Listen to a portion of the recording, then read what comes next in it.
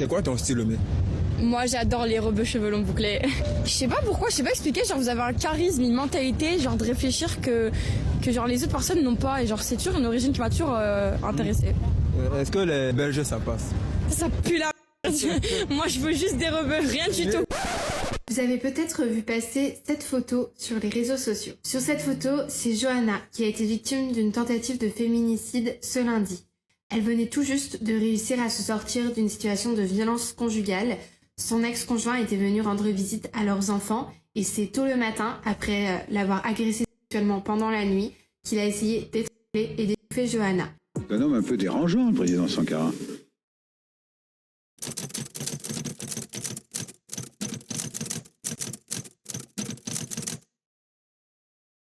Alors les amis, aujourd'hui je vais encore vous partager une histoire d'amour multiculturel, une histoire d'amour exotique qui malheureusement s'est encore très mal terminée. Et sachez que sur cette chaîne, je ne suis pas là pour vous inciter à quoi que ce soit. Moi je vous partage des informations et vous tirez vos propres conclusions. C'est aussi simple que ça. Lorsque vous avez envie de vous engager dans une histoire d'amour exotique, il faut peser le pour et le contre parce qu'il y en a qui marchent. Mais il y en a également qui se terminent assez mal. C'est ce qui s'est passé avec Saïd et Johanna. Eh bien, tout avait bien commencé, mais au final, ça s'est terminé à l'hôpital. Cette fois-ci, ça ne s'est pas terminé au cimetière, heureusement pour elle. Donc, nous allons regarder ces informations, mais avant tout, n'hésitez pas à vous abonner, à liker, à partager et à commenter, c'est très important. Merci pour votre soutien, merci pour vos dons, merci pour vos commentaires, ça fait plaisir. Et nous allons commencer avec cette histoire assez rocambolesque. C'est F de Souche qui dit « À Nice, Saïd avait lardé le visage de sa conjointe Johanna à la feuille de boucher. Une peine de 30 ans de réclusion en appel assortie à l'issue d'une interdiction de territoire français définitive. 6 plaques en fer tiennent la mâchoire de la victime. C'est vraiment un carnage. » Saïd Boutaleb a été reconnu coupable de tentative de meurtre par conjoint et condamné à 30 ans de réclusion criminelle assortie d'une période de sûreté de 2/3 et à l'issue d'une interdiction définitive de territoire, une peine identique à celle prononcée l'année dernière à Nice. Le 21 février 2022 à Nice, tôt ce matin-là, dans l'appartement familial de la rue Cavendish, le quadragénaire avait asséné 3 coups de feuille de boucher au visage de son épouse Johanna. 6 plaques en fer et une multitude de vis tiennent aujourd'hui la mâchoire de la jeune femme. « Je ne peux toujours pas manger de ce côté, ni souffler dans un ballon », confie-t-elle dans un soupir. Durant 4 ans, et y compris lors de son procès en première instance devant la cour d'assises des Alpes-Maritimes en juin 2025, Saïd Boutaleb refusait d'admettre avoir utilisé cette arme tout en reconnaissant avoir frappé la mère de ses 3 enfants à l'issue d'une dispute. Une disposition qu'il aura tenue jusqu'à ce mercredi et l'ouverture de son procès en appel devant la cour d'assises du Var à Draguignan. Donc vous voyez qu'avec certaines personnes, vous avez beau les prendre la main dans le sac, ils crieront toujours « Wallah, j'ai rien fait »,« Wallah, c'est pas moi ». Et les traces de coups de chlasse sur le visage, je sais pas, peut-être qu'il est tombé, il s'est cogné, voilà. Il s'est cogné, c'est pour ça qu'il y a ces traces. Mais sinon, moi, j'ai jamais utilisé un chlasse. C'est toujours comme ça. Avec ces gens, l'honneur n'existe pas. La notion d'honneur à l'occidental, vous pouvez l'oublier. Il y a certaines personnes pour qui mentir pour se sortir de quelque chose, pour se sortir de la conséquence de leurs actes, est un acte de combat. C'est un acte militant. Surtout quand ils se retrouvent dans un pays de personnes qu'ils n'aiment pas, tous les stratagèmes sont bons pour se sortir d'un mauvais pas. Ça ne peut pas fonctionner. Et j'ai retrouvé également une vidéo qui en parle plus en détail, donc nous allons la regarder. Il y a vraiment eu des choses assez atroces qui se sont passées et heureusement pour elle, elle s'en est sortie vivante. Ça, c'est déjà une victoire. On peut espérer qu'elle changera. On peut espérer qu'elle conseillera des gens autour d'elle et qu'elle les dissuadera de se mettre avec des Saïd. Ça peut sauver des vies, les amis. Regardons cette vidéo. Vous avez peut-être vu passer cette photo sur les réseaux sociaux. Sur cette photo, c'est Johanna qui a été victime d'une tentative de féminicide ce lundi. Elle venait tout juste de réussir à se sortir d'une situation de violence conjugale. Son ex-conjoint était venu rendre visite à leurs enfants et c'est tôt le matin, après l'avoir agressée sexuellement pendant la nuit, qu'il a essayé d'étrangler et d'étouffer Johanna. Il lui a fracturé la mâchoire, puis l'a poignardé.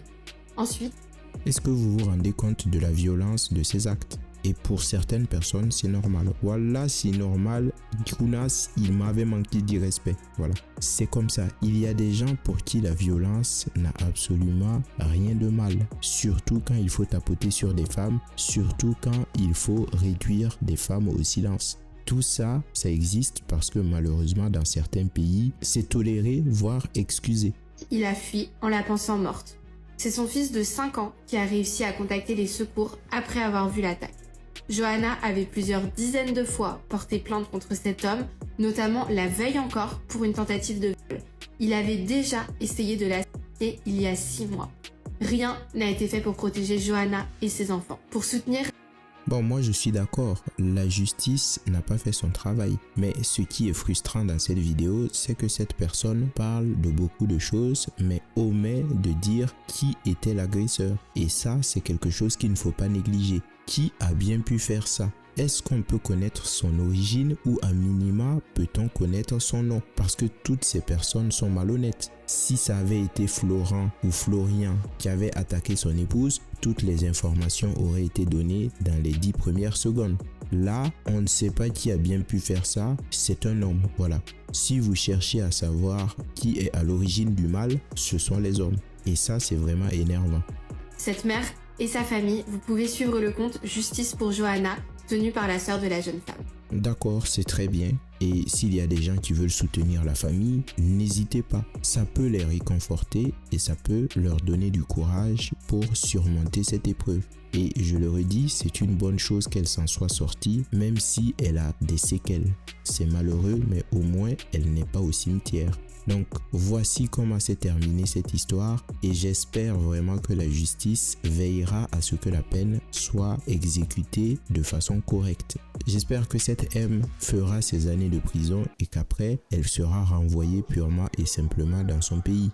Malheureusement, j'ai des doutes. Parce que nous sommes en France et vous savez que la justice ne fait pas totalement son travail, surtout quand il s'agit de personnes venant d'ailleurs. C'est comme ça. Il y a de nombreuses histoires qui le montrent et il y a chaque jour des gens qui en font les frais. C'est malheureux, mais pour l'instant c'est comme ça. Maintenant, nous allons lire quelques commentaires.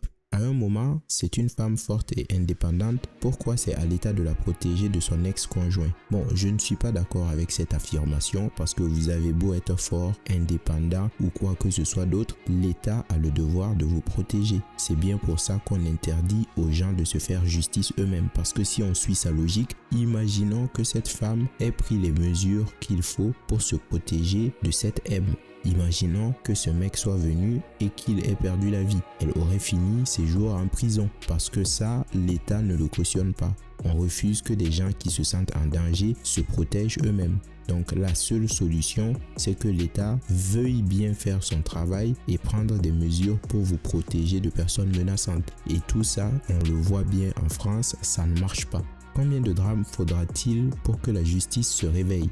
Ma mère a toujours été victime de violences conjugales, même si ma mère n'était plus avec mon père. Elle avait déposé 10 plaintes sans suite. Et Darmanin va nous dire que toutes les femmes sont prises en compte.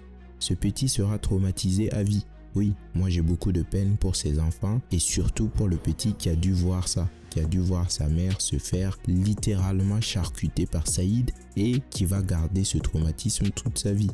Après, il y a de fortes chances que ce petit décide de faire la même chose et vu qu'il a certainement le même nom de famille que son père, la justice dira « ce n'est pas grave ». Voilà, il a vu des horreurs quand il était petit, donc excusez-le de chlasser Thomas, excusez-le de chlasser Magali, le mec il a quand même souffert.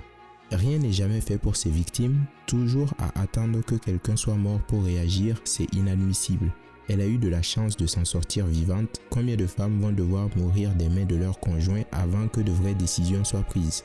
La lutte contre les violences conjugales est un choix politique et non une fatalité. Prenons exemple sur l'Espagne qui a un système très efficace. Je ne connais pas le système espagnol, mais je doute qu'il soit si efficace que ça, parce que le nombre de dingueries qui se passent en Espagne ne me donne pas envie de faire confiance à la justice. Elle a voulu son Aladdin, elle a eu le classique barbare du Maghreb. Moralité, ne jamais sortir avec Saïd. Johanna a voulu son caïd maghrébin, elle l'a eu.